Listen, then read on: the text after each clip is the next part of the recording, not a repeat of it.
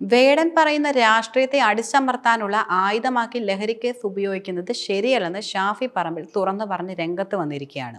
വേടന്റെ ലഹരി ഉപയോഗത്തെ പിന്തുണയ്ക്കാൻ ഒരിക്കലും കഴിയില്ലെന്നും ഷാഫി പറമ്പിൽ ശക്തമായി തന്നെ വെളിപ്പെടുത്തി.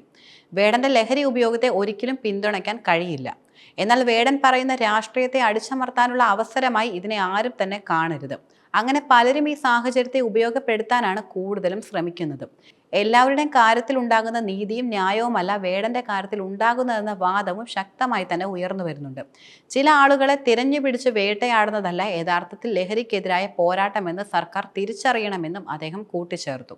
അതേസമയം പുലിപ്പല്ലി കേസിൽ റാപ്പർ വേടനെതിരെ പ്രഥമ ദൃഷ്ട്യാ കുറ്റകൃത്യമില്ലെന്ന് പെരുമ്പാവൂർ CJM കോടതിയുടെ ജാമ്യ ഉത്തരവിൽ പറയുന്നുണ്ട്. നിലവിൽ തെളിവുകളെ അടിസ്ഥാനപ്പെടുത്തിക്കൊണ്ട് പ്രഥമ ദൃഷ്ട്യാ കുറ്റകൃത്യം തെളിയിക്കാൻ ഒരിക്കലും കഴിഞ്ഞിട്ടില്ല. പെരുമ്പാവൂർ CJM കോടതിയുടെ ജാമ്യ ഉത്തരവിലാണ് ഇക്കാര്യം പ്രധാനമായിട്ടും വ്യക്തമാക്കുന്നത്. റാപ്പർ വേടന്റെ മാലയിലെ പുലിപ്പല്ല് യഥാർത്ഥമാണോ എന്ന് ഇതുവരെ കണ്ടെത്താനും കഴിഞ്ഞിട്ടില്ല.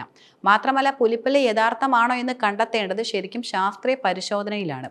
തിങ്കളാഴ്ചയായിരുന്നു വേടനെ 6 ഗ്രാം കഞ്ചാവുമായി എക്സൈസ് അറസ്റ്റ് ചെയ്തിരുന്നത്. കൂടാതെ വേടനൊപ്പം ഉണ്ടായിരുന്ന 9 പേരെയും അറസ്റ്റ് ചെയ്തു. കഞ്ചാവ് കേസിൽ ജാമ്യം ലഭിച്ചതിനെ തുടർന്ന് കഴുത്തിൽ ധരിച്ചിരുന്ന മാലയിലെ പുലിപ്പല്ല് ലോക്കറ്റുമായി ബന്ധപ്പെട്ട് വനംവകുപ്പ് വേടനെതിരെ കേസെടുക്കുകയും ചെയ്തു.